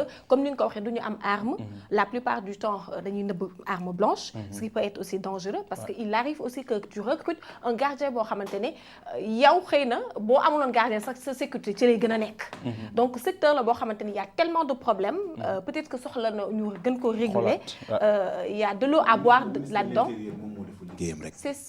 parce que su defoon liggéeyam dëggantaan képp ku bëgg gardien balaa ngay dem di jëli gardien da ngay jëkk a jaar foofu ba pare ñu créé benn département boo xam ne ni c'est pour sécuriser les gardiens ainsi que tamit propriétaires yi bu ko defee képp koo xam da nga bëgg nga dem ci ñoom ne leen dama sama kër kat dama toll foo xam ne nii am na matériel wala bëgg naa am gardien ñu wax la charte yi lan la tegal la conditions yi boo ko rempliré ñu ne la wutil ki nga wuti nga ñëw indi ko déclaré ko ñu ne ko yow tamit pour ñu mettre la en sécurité lii ak lii ak lii lañ lay jox comme outil nga mën koo téye yow tamit lépp la ci fekk nga dilu ci ñun mais fekkee ni lu neex waay def ku warul am gardien sax boo amee tuuti xaalis ne sama kër am na gardien dem jëli benn nit fay ko fukki junni lan lay garder benn oto benn kër goo xam ne ñëpp a ngi ci biir kër gi di nelaw mais c'est plus ça oto yi dañuy garder plus rien mais garder wuñ dara lu je dul veux pas am naa gardien ma génn ñu door ma fii waaw mais parfois quand il y a vol dans un immeuble wala benn kër bah les complices en général parfois am nga gardien yu bari dañ leen di sàkketoo pour lan pour di leen yónni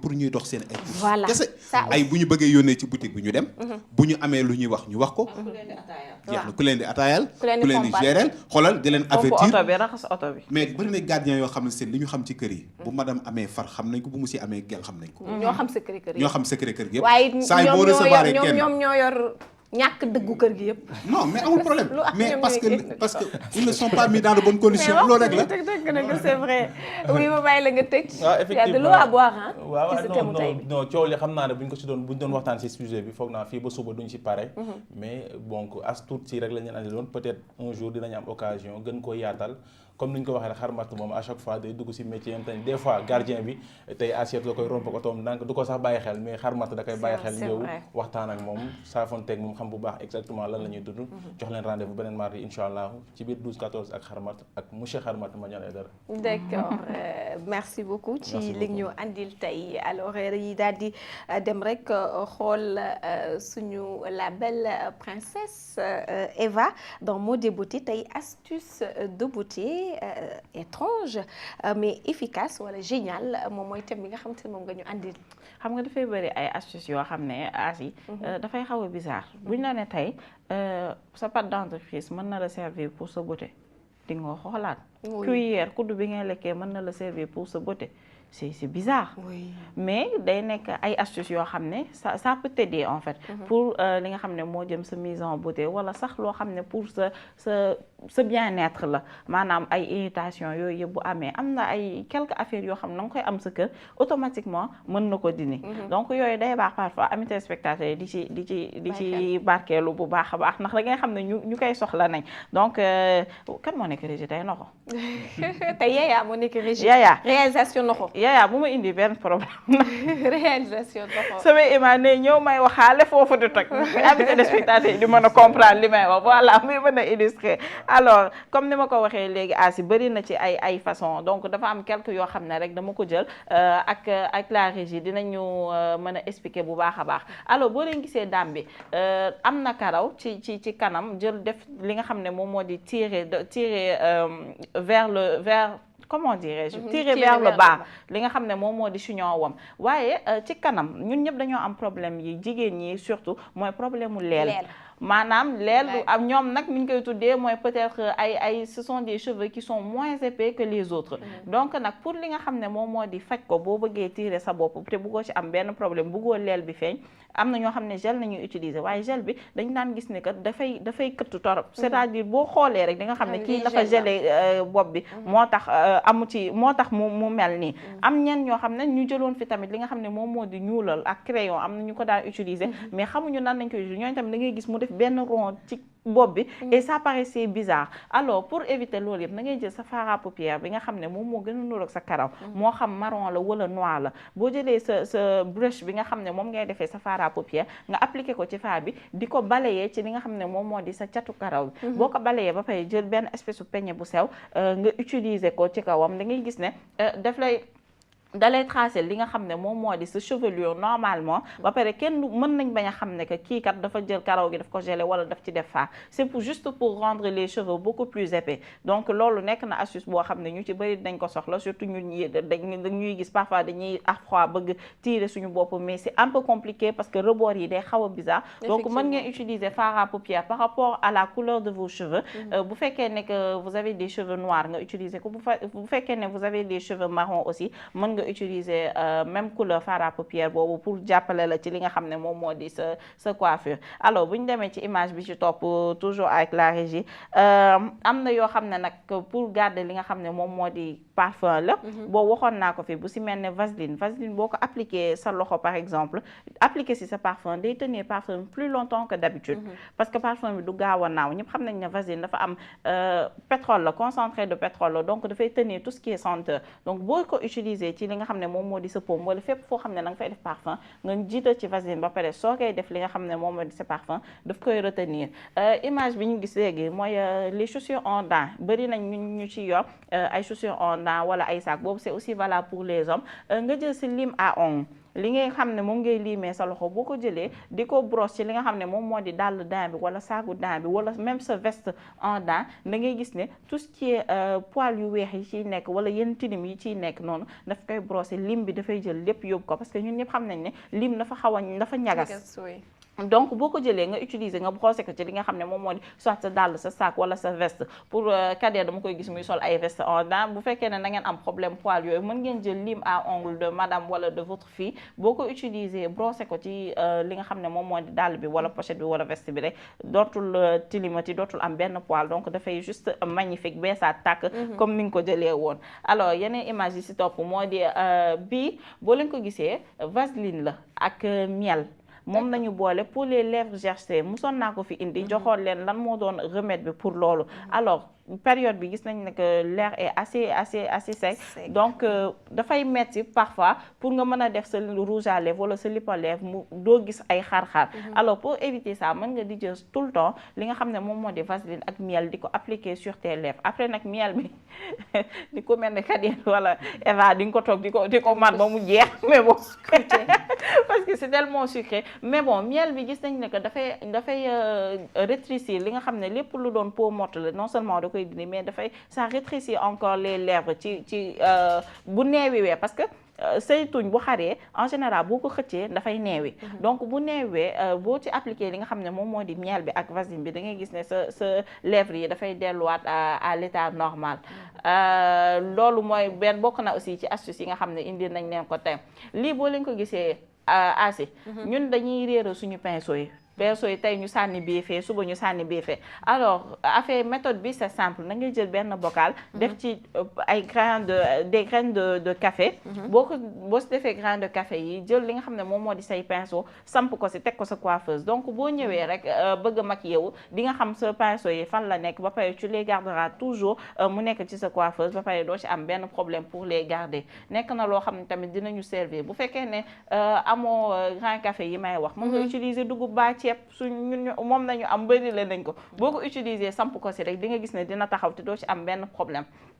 alors ça c'est pour ñi nga xam ne dañoo am problème pour appliquer li nga xam ne moom moo di seen anti-cerne parce que parfois ça déborde parce que anti-cerne boo ko defee sous tes yeux ba pare warul ñëw ba fii nga yóbbu ko ba ci sa mâchoire yi ça doit juste rester au niveau du nez mu tolloog ak sa ñaari côté nez yi tolloo donc pour ne pas avoir ces genres de problèmes là il faut nga tracer sa anti-cerne en forme de triangle gis nga dafa nekk triangle vers le bas léegi nag boo ko defee ñaari côté yëpp boo paree jël sa beauty blender mooy sa estompeur bi ñuy utiliser boo ko ci defee estompé ko rek tu verras que sa kanam dina am peut-être nayi bi nga bëgg say cerne dina nëbbatu et puis tu auras plus de problème par rapport à ça loolu nag ñi nga xam ne aayuñu torop maquillage te bëgg di appliquer anti-cerne parce que dañuy yeew parfois ak seen cerne yeeg yooyu ñoom dina leen servir dañuy dessiner benn triangle vers le bas rek bu ñu ko dessiner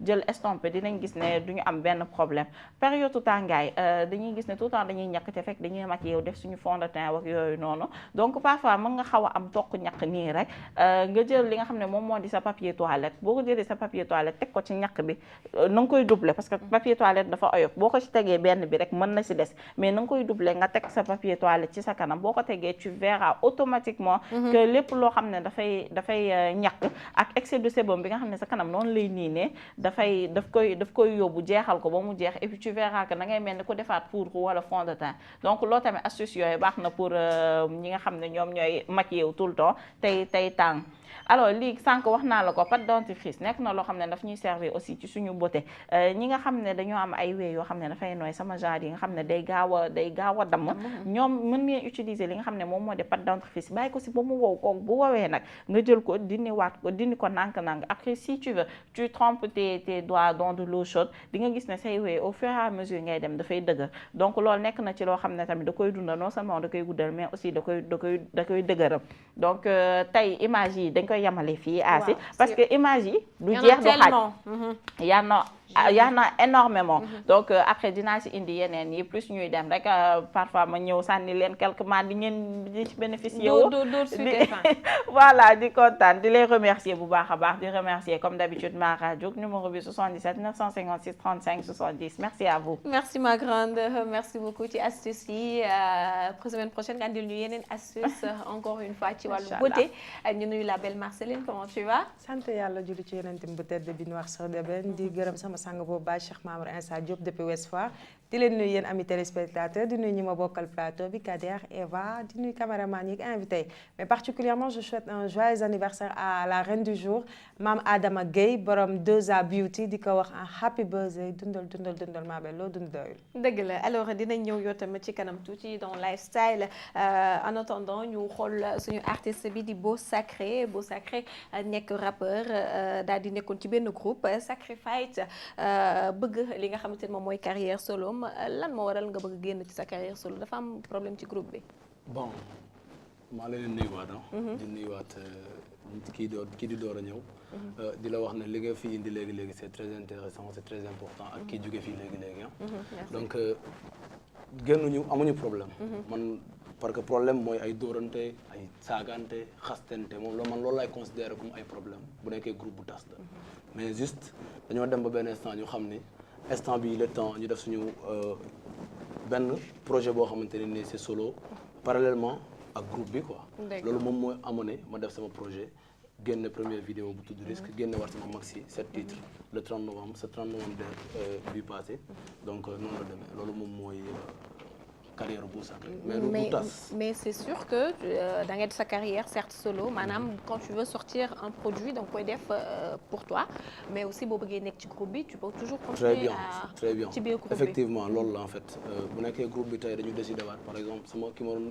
defandool musique mu ñëw mu ne par exemple ñu continuer on va le faire sans problème mais tey gis naa ni man am na lu nekk ci man xam moom sax laa tuddee d'ailleurs sama maxi mooy libido di nekk ci man laay génne donc génne naa ko noonu la demee man ak moom waxtaan nañ ci ba déggoo ci ay kàddu ma ne ko da nga may bàyyi ma def benn affaire boo xamante ne nii Sénégalais buñ ci jotee dinañ xam ni en fait am na ñoo xamante ne ñi ngi liggéey te ñi ngi ci suuf te ñi ngi yëg donc loolu moom moo waraloon man ma def est-ce que c'est valable aussi pour moom Ouais, bien sûr c'est parce que loolu en fait loolu dafa exister dans la musique. Oui, on le voit de plus en plus. Très bien loolu bëri na. C'est pour ça que du tey quoi boo demee du fii kase.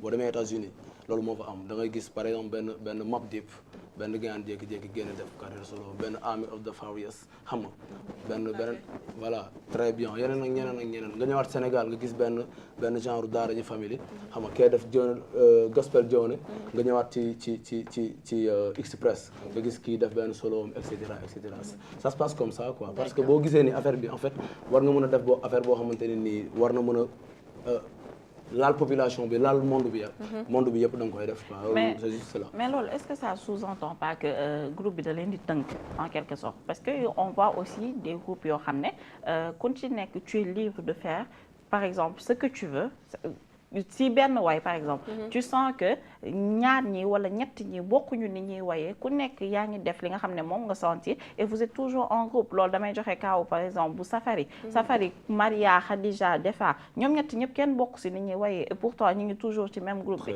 mais pour yéen est-ce que du loo kon daf leen di tënk plus ci côté rap bi non même pas je pense pas parce que en fait boo jëlee par exemple li nga wax léegi Safari bu ci kenn defoon solo da ngay sentir ni kii artiste la boo xamante ni ci groupe la loolu man maa la ko wax te buñ ko defoon xam comprendre nga parce que loolu moo dal benn 5e underground da ngay sentir ni kii def solo ak kii def solo ñoom ñaar ku nekk bu defee solo da ngay sentir ni ñoom foog ñu collaborer wu pour gars yi mën leen dégg moo waral déggatoo leen quoi du ma wax sax en quelque sorte déggatoo leen waaw en quelque sorte ma ne la comme par exemple soi-disant déggatoo leen laa bëgg a wax quoi en fait mais dama ne la yow tey li nga ma expliqué nii c'est très important mais ñun loolu tënkuñu xam nga affaire bi lan mooy problème bi boo nekkee ci groupe ngeen liggéeyandoo ensemble di travailler affaire bi nekk affaire boo xamante ne dafa sérieux mu nekk loo xamante ne c'est très important seen carrière ngeen da ngeen bàyyi lu bëri ñëw quoi def ko di ko def donc day laaj benn sérieuxité boo xamante ne nii tey boo leen demee ba benn instant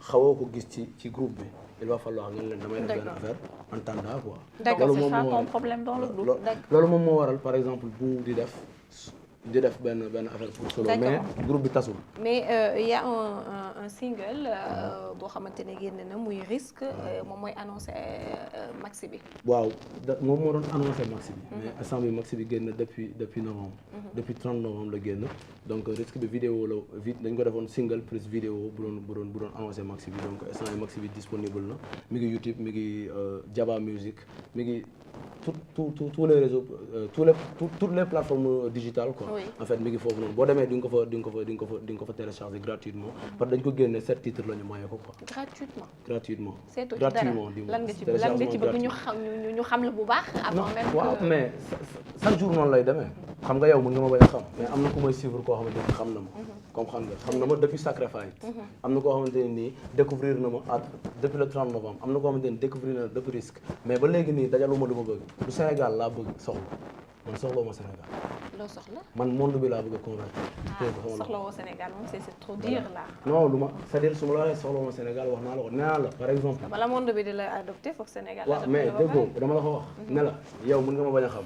kii mën na ma bañ a xam mais am na ku may suivre koo xamante ni depuis Sacrifice la am na ku may suivre depuis ba ma génnee vidéo am na koo xamante ni depuis ba ma génnee maxi mais demain le 26 janvier damay teg concert J-pop comprendre nga. léegi ñooñu noonu di fa ñëw wala ñu may seeraan tey xam nga mosuñu ma gis mën nañ ñëw découvrir ma buñ ma découvrir ñoom ñooy jël affaire yi di ko partager ba keroog muy génn. pour ce faire yow ban forme musique ngay proposer ñi nga xam ne ñoom ñooy sa cible. waaw man su fekkee ne seen yow fii nga nekk. li ngay def fii ñun ñoo koy consommer. nga bëgg a jox ñeneen lan nga leen di jox. waaw xam nga mooy lu may wax rek il faut savoir internationaliser la musique sénégalaise comment à savoir par exemple quand on prend tey xeetu bu ma Youssou Ndour invité wu ma may dem def ak moom musique mais ba léegi rapport laay nekk comme si que dinaa woy parce que je sens boo tegoon vidéo bi dina ko xam comprendre nga mais tey bu ma Youssou Ndour invité ma dem rap ak moom affaire boobu moom il est populaire day génn su ma demee puiser yeneen relation ci biti jéem a def ak ñoom ak collaboration d'ailleurs maa ngi ci donc affaire bi day génn noonu laay def mais question de musicalité bi boobu noonu man rappeur la à la base quoi. comme xam nga mais je chante en même temps donc lu ma mën a proposer gars yi pour mu avancer rek dama koy def. damay def acoustique damay def yeneen ak yeneen R&B et cetera. D'accord. mais rappeur la. D'accord, c'est très bien nekk rappeur sinon le 26 yaa ngi wax ne am na looy waajal. waaw le 26 janvier maa ngi préparé sama concert J-pop prévente 1500 jours du 2000 xam donc bëgg naa ñëpp ñëw bëgg naa également xam nga Sénégalais yi jeunes yi. même yéen invité naa leen mooy parce que maa ngi doon wax ak JP pourquoi pas ñu couvrir événement bi ñu ngi ciy waxtaan donc yooyu yëpp ñu ngi ci di ak sama staff di ci waxtaan di xool nan lañu def donc yàlla baax na bu fekkente ni war nañ mën a job en synergie on va le faire su fekkee également aboutir ci positivement dañ ciy bàyyi beneen yoon ñu def ko mais le 26 bëgg naa ñëpp ñëw Guédiawaye la Guédiawaye J-pop Inch'Allah en tout cas merci beaucoup merci dañ lay daal di libérer yow ak Kader le temps d'accueillir ñaar ñi nga xamante ne ñoom ñooy suñu yeneen invité artiste di suñu mbokk moom di bande de Gaza ak Martina nekk danseuse moom tamit ñoom ñaar ñoo ànd mais li ñuy def moom mooy daal di dem xooli ki nga xamante ne rek moom mooy la belle Marceline dans lifestyle tey nag te moom mooy Kigali un modèle à suivre. parfaitement tey mu ñëw ci Kigali muy benn dëkk bi nga xamante ne mi ngi nekk ci benn ville bi nekk ci benn dëkk bu tudd Rwanda. alors Rwanda mi ngi nekk fi nga xamante ne mooy ci Afrique centrale bi on peut dire plutôt ci wetu Afrique de l'Ouest bi. Afrique de l'Est bi mais ci côté Afrique centrale bi la gën a féete. alors dëkk boobu daal li jaaxal ñëpp mooy ni mu setee. ni mu setee c'est extraordinaire par rapport ak yeneen pays d'Afrique. on a tendance à voir le laisser aller et le laisser faire dans les autres pays d'Afrique mais Kigali daal dañ seetlu ne que dëkk bi dafa set à un point où dañ ko considérer comme le New York d'Afrique. noonu lañ ko tuddee parce que excès de set bi mu set noonu dem na ba ONU daf ko considérer comme dëkk bi gën a set ci Afrique déjà ba pare teg si moom mooy nekk 3e pays la plus verte au monde. Oui. Donc quand tu dis verdure, tu dis plantation. Quand tu dis verdure, tu dis propreté. Quand tu dis verdure, tu parles de bonne santé, tu parles de l'air pur. donc tax na ba congrès yu bëri ak lépp li nga xamante ne loolu la organisme internationaux yi di organiser dañ koy faral di organiser fi nga xamante ne mooy ville Rwanda mooy Kigali. alors Kigali bi ñu seetloo après seen génocide bi fa amoon en 1994. il y a eu à peu près plus de 800 000 morts. léegi morts yooyu daf leen affecté bi ñu amee président bi nga xamante ne mu ngi tudd Paul Kagame. bi mu ñëwee installé au pouvoir. dañu gis ni kat genre benn policier la nekk ci biir dëkk bi. alors il prenait toutes les choses en charge dafa jël li nga xamante ne mooy population bi. instauré leen li ngeen xamante ne moo di propreté. par exemple à chaque 100 mètres da nga gis benn waay ju tudd le chef du on peut dire le chef du quartier à chaque 100 mètres de maison. chaque 100 mètres de maison da ngay gis benn waay ju ñu fal mu nekk chef de quartier du quartier. alors moom day régner lépp luy ordre lépp luy propreté ci biir dëkk bi. alors su ko defee si la population ne veut pas respecter ça il a le droit d'aller interpeller les forces de l'ordre ñi nga xamante ne ñoom ñoo ñëw teg daan ci ki nga xamante ne moo nekk membre population bi te régner wul li nga xamante ne moo di propreté wala ordre ci biir dëkk bi. ñu seetlu également que Kigali day am tous les derniers samedis du mois benn journée bi nga xamante ne Umuganda la tudd. journée Umuganda bi nag c'est une journée sans voiture. journée bi da ngay xëy s'il y a pas de nu ñu koy waxatee cas d'urgence journée bi da ngay xëy suba ba ngoon doo gis oto et tout le monde est obligé de participer à li nga xamante ne moo di éducation physique bi nga xamante ne moom la président bi instauré ñëppay xëy daw ñëppay def marathon ci journée boobu ñëppay xëy donc ba ci président bi moom ci boppam day jóg sol tenue wam wàcc ci biir dëkk bi ànd ak population bi ñuy def sport dem ci place publique yi commencé échauffé wu commencé def li nga xamante ne moo di échauffement bi ñu war a def sport bi ñu war a def également dafa am journée bi nga xamante ne ville propre la lay ndoor donc journée boobu da ngay xëy du matin au soir habitants yi nekk chaque 100 mètres seen chef de quartier boobu da leen di guider su leen guider ñu commencé planter li nga xamante ne moo di ay plante ay garab di déboiser di reboiser donc su dee yow par exemple kenn koo xamante ne étranger nga da ngay ñëw déjà ñu informer la ci li nga xamante ne moo di propreté bi nga xamante ne moo am Kigali ba pare su dee da nga sànni benn affaire wala nga def li nga xamante ne waroo koon def benn policier mën na la teg amende ba 5 euros donc 5 euros à peu près mooy 3000 francs si je ne me trompe pas donc amende boobu dañ la koy daan ba pare di nga am yeneen daan yi nga xamante ne day tegu sa kaw également journée Oumou Ganda boobu ma la doon wax bi nga xamante ne ñëppay wàcc sur le terrain dem defi sport à moins que nga am cas de force majeure soo ko amee nag il faut nga justifier que par un papier wala autre chose bu lay wan ni docteur wala quelqu'un bu lay wan ni yow kat tu n'as pas le droit de def Oumou Ganda boobu sinon dinañ la teg yeneen daan yi nga xamante ne ce sera un peu plus fort on dit pourquoi pas l'exemple de Rwanda parce que dañu seet ni la majorité des pays d'Afrique dañuy bàyyi tuuti propreté bi en reste suñu seetee rek seen kër yi ñooy gën a set mais là à l'extérieur c'est pas trop propre donc ñu jël exemple boobu wane ni kat pourquoi pas l'exemple de Dakar l'exemple de Mali l'exemple de feneen ak feneen donc dañu bëgg rek exemple boobu ku ci nekk nga jël ko ak ta façon ak ta culture ak ta religion ak tes ethnies ak lépp li nga xam ne moom nga moom ba pare dañu gis ne li tax président bi imposé ci population ça veut dire que la population moom ci seen bopp suñu amul imprégné wu ci loolu rek suñu amul culture boobu rek suñu amul li nga xamante ne moo di implication bi leen président bi def ci journée ville propre boobu kon dëkk bi du mën a set su dee président bi rek ko mën a def loolu du mën a sotti dëkk bi du mën a set alors on dit que pourquoi pas impliquer la population sénégalaise ñoom tamit on essaie un peu de copier propreté bi nga xamante ne moom moo am foofu nga xamante ne nu mu tuddati mooy Kigali mais pas exactement copier lépp li nga xamante ne moom la Kigali di def mais juste propreté bu ñuy def pour que suñu pays gën a nekk ci pays yu gën a agréable. D'accord alors mu nekk lu am solo parce qu'on en parle tout le temps Paul Kagame nekk président bi nekk foofu quand même fi mu jëlee Rwanda ak fi mu ko andi dafa c'est ay années-lumière la on a l'impression que vraiment président bu Rwanda mën a am c'est le meilleur président bu ñu am parce que il est exemple sur plein de choses plein d'actes yoo xamante ne daf koy daal di def ñu bëri bëggoon nañu que Macky Sall nekk jël exemple boobu sur plein de choses mais exemple bi nga jël dañ ciy daal di yem rek ci li nga xamante ne moom lañu daal di jël par rapport ak dëkk boobu nga xamante ne moom mooy Rwanda surtout sax Kigali parce que exemple boobu nga jël merci beaucoup ma belle. Merci dans lifestyle li nga andi tey alors Bande de Gaza il est là ñu nuyu la Bande de Gaza. bonjour salaamaaleykum. maa ngi leen di nuyu waa 12-14. yéen moom duma fi gan quoi parce que man moom ci kër gi laa bokk. ci nga bokk. bi mooy une fois nga fi ñëw. bi mooy deuxième fois ma fi ñëw. voilà mais tey ñëwuloo yow kese tu es venu avec kenn ci say partenaires di tudd Martina. je pense que j'ai mieux prononcé cette fois-ci. Martina oui. Martina boo leen déggee ni mu ko waxee da ngeen war a xam ne fa mu jógee. Italie oui. Alors bonjour Martina. Bonjour à toi. D'accord, Martina, elle est danseuse? Oui, elle est danseuse, ouais. D'accord. C'est quoi votre projet, vous deux? Parce que la dernière fois, tu étais venue seule. Oui. Là, je vois qu'elle est venue avec toi et tu es dans un projet aussi. Oui, waa Martina xam nga jamono yële ñëwoon naa fi ci ginnaaw. doon teg benn projet bu tudd sama album Amba Ñàkk. léegi nii depuis liggéey boobu noonu di dox ndànk-ndànk. Martina Italie la jógee. bon man maa ngi big up de passage sama grand Keba Seck. moom moo ñu ko jox pour mu ñëw fii. en même temps ci liggéey bi ñu nekk fecc ak wéy daanaka benn lañ. Martina suñu collaborateur la bu fi ñëw Sénégal. di def di mener petit business am quoi. di ñëw pour découvrir fecc Sénégal pour xool mu ngi sax ci benn école di jàng instant yi sabar. Martina apprend le sabar. waaw. Avec quoi? Avec les tam-tam? Avec les tam-tam et djembé. Le djembé? Oui. En général, ben oui. Est-ce que tu danses bien? Tu apprends toujours ou bien tu as des pas de danse que... Hier. Je parle un tout petit peu français? Yesterday. Yes, hier. I did sabar. Oui. And also aujourd'hui. Aujourd'hui aussi, tu vas apprendre le sabar. Oui. D'accord, tu fais du sabar. Oui. Le rum-tum-bitum là qu'on entend très souvent ici. Je suis hip-hop dancer. Oui. Et afrobeat dancer. D'accord. Mais je voudrais apprendre Oui. sabar dance. D'accord. aussi.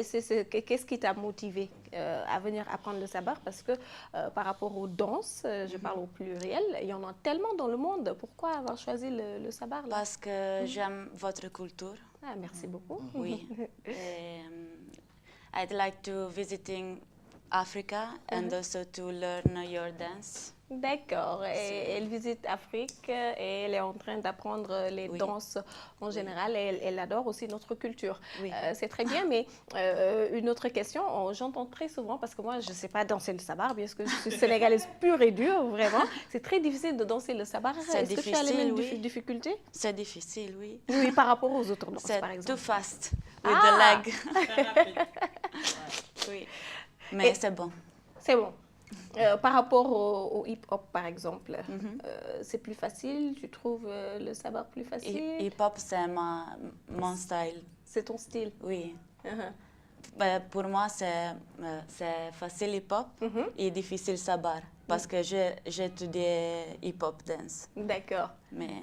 D'accord. Alors, il y a d'autres danses aussi, ce n'est pas seulement le sabar. Hein. Il y a tellement de danses qu'on crée ici au Sénégal. Est-ce qu'il y a d'autres que tu essaies de faire par rapport à l'apprentissage aussi? Oui, je pense, oui. À part le sabar? Ah non, non, pas encore. Il n'y a que le sabar? Ici, oui. Mais j'ai compris beaucoup. Un tout petit peu. Pardon. D'accord, oui, Bande de Gaza. waaw moom comme ni ma koy waxee rek xam nga Sénégal moom dafa nekk dëkk boo xamante ni ñëpp a ko bàyyi xel. ci monde bi quoi moom italienne la mu ngi doon gis fii affaire yi di dox comprendre nga. ci noonu la gisee affaire yi muy dox rek mu daw ne dafiy ñëw. un mois la fi nar a def nar nañ def ay tournée Casamance fépp mais c'est juste que moom borom baax la quoi. moom borom baax la et puis tamit gis na ne sénégalais yi tamit dañu baax depuis mu ñëw fi tooguñu dañ doon wër rek si dëkk bi fu mu dem mu ne sénégalais yi dañu baax et puis mooy loolu quoi ma ne la naa indi 12 14 comme ça ngeen découvrir ko. En tout cas c'est gentil. Est-ce qu'elle a déjà côtoyé suñu artiste suñu danseur yi fi am wala danseuse? waaw mu ngi chaque fois dañuy dem plage Yoff. am na ñoo xamante ni daf leen di fay ay journée chorégraphie ñu koy jàngal. D'accord. Mais je veux dire ñi nga xam ne ñoom nañ lay xam bu ñu jëlee exemple Ndeye Gueye, Oumou Sow, l'autre là Pape Moussa, est-ce que mi ngi côtoyé ñu? Pape Moussa, il avait l'habitude de faire ça, d'amener des étrangères pour di leen feccloo. Est-ce que côtoyé na ko? bu mokkee ñoo ñu koy dàq. waaw ñoo koy dàq. waaw mais moom instant yi dafa ñëw mais moom par heure lay fay. day fay ay heure di fecc ñu di fay xam nga loolu yëpp ñun musiciens yi ñu ngi dem jéem a indi beneen affaire ci dëkk bi. parce que tourisme bi ñu ngi ciy dox. moo tax ministère de la culture ak gars yi fi nekk war ñu jàppale. parce que au moins ñun am nañ ay partenaires yoo xamante ni dinañ ñëw fii indi seen xaalis dem ci ñi nga xamante ni ay professionnels lañ leen di jàppale. on a très envie d'écouter et d'entendre ce que tu parles depuis tout à l'heure. waaw ma ne comme ñun lu ñuy def rek artistes culturels yi fi nekk. à chaque fois dañuy jéem a créer liggéey boo xamante ni ñun suñ propre initiative lañ koy defee. parce que partenaires yi ñu am ñu ñëw Sénégal. dañuy bëgg à chaque fois bu ñuy ñëw ñu indaale seen dara. bu ñuy dem bàyyi ko fi. comme seen xaalis comme maître danseur yi muy fay chaque chorégraphie day fay. loo xamante ni loolu mu ngi apporter dara si dëkk bi moo tax ay ministère de la culture war a jàppale artistes yi fi nekk yëpp.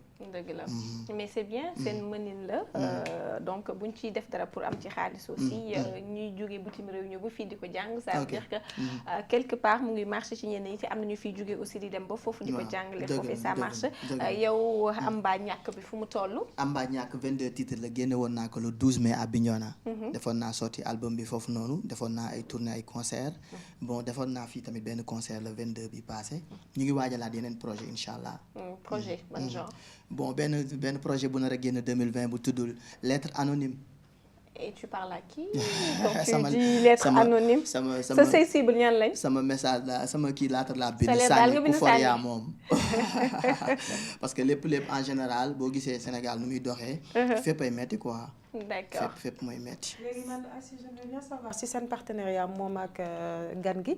ndax dañu fas yéene def benn show wala benn concert bi nga xamante ne peut-être moom li mu fi indi mooy prestation danse bi peut-être break dance bi wala nu ñu koy waxatee sabar bi nga xamante ne mi ngi ko commencé jàng est-ce que dafa am lenn li ngeen di def benn spectacle bi nga xamante ne moom kat dina ci mën a wane li nga xamante ne moom la fi. waaw moom dafa naroon ñëw fii sax maye fi dara mais xam naa fii yaatuwul yaatuwaay boobu noonu. mais amoo sabar. boo amoon sabar.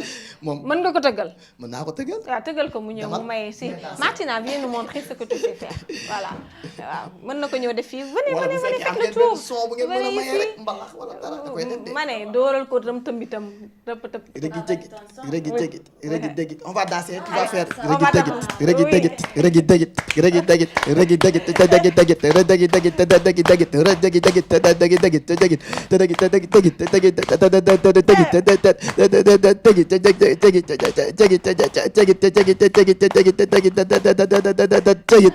gracias. Yeah, thank you very much. mais jàng bi mokk na. 2 jours la commencé dem nii de. Vous avez fait combien de jours? 2 jours? Vous l'avez appris en une journée, c'est ça? Professionnel la nag de. fu mu nekk foofu day feesal ay saal. On sent le professionnalisme. mais da nga doon jàngantu xanaa avant de venir ici vous appreniez le sabar et vous écoutiez la musique mbalax. Écoutez, oui. Danser, non. Jamais. Non. Mais je fais afrobeat. D'accord. Kuduro Dombolo, ok. Kuduro, c'est un peu. D'accord. Ça se ressemble en fait avec le En tout cas, moi, je suis admirative. Je sais pas danser ça. Non, il faut que ñu teg affaire yi. teg jéem wala tegal ko sax afrobeat mu wane boppam. Pourquoi pas. En tout cas kontaan nañ trop. ñu bàyyi la peut-être yéen ñaar am na loo xamante ne bëgg ngeen ko def. nga wax rek pour terminer. comme temps yi nii ñu ngi waajal le 19 incha allah ñu ngi waajal le 19 incha allah dañuy dem Casamance suñ benn xarit moo fay def benn programme. le 19 bi incha allah ñu ngi Casamance. ku bëgg a gis Maritina ñëwal foofu noonu incha allah dina fa def lu nice. fii Dakar moom bu ñu retourné ñu ngi waajal ab benn affaire Blaise Senghor même comme dañ koy yoot. sotteegul mënaguñu wax quoi. D'accord. Alors Martika est là pour combien de temps?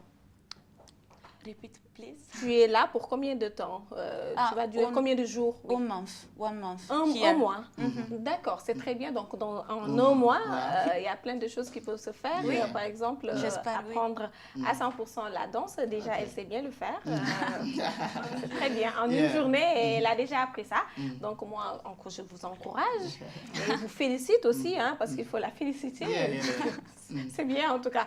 yow aussi ñu ngi lay bàyyi nga tàggatoo. waaw mais maa ngi big up ñëpp di big up ñoom Oumy Seck ñoom Keba Seck ñi nga xamante ni presque ñoom ñoo waral lii yëpp. ani Keba ñëwoon na fi bëgg nañu mu dellu si. waaw Keba dina fi ñëwaat incha allah Keba foog nga dellu si dina fi ñëwaat Keba Seck incha allah di big up sama waa Gale sama ñoom yaay Ndiouf sama fan si mère Soukeyna Touré et puis di big up Sénégal yëpp ci jàpp bi ñuy jàpp ci Bande Casa parce que Bande Casa moom léegi famille la. mu ngi Casa boo ko waxee italien mooy kër. ci bande bi yaa ma gën a xam ñëpp ñu ngi ci xaj. ñu ñaan yàlla mu suturaal Sénégal. Amiin. Merci beaucoup. Merci Bande Casa. Merci Martina. À toi. Je prononce bien Martina. Merci beaucoup. Merci ma belle la petite princesse. Merci ma belle Marceline. À toi aussi amis téléspectateurs ñu ngi leen di tàggatoo. Merci Abi Diop salon Lisson coiffure di leen dig daje demain inchallah même heure même chaîne avec la même équipe. Au revoir. Marceline fi wax dara de.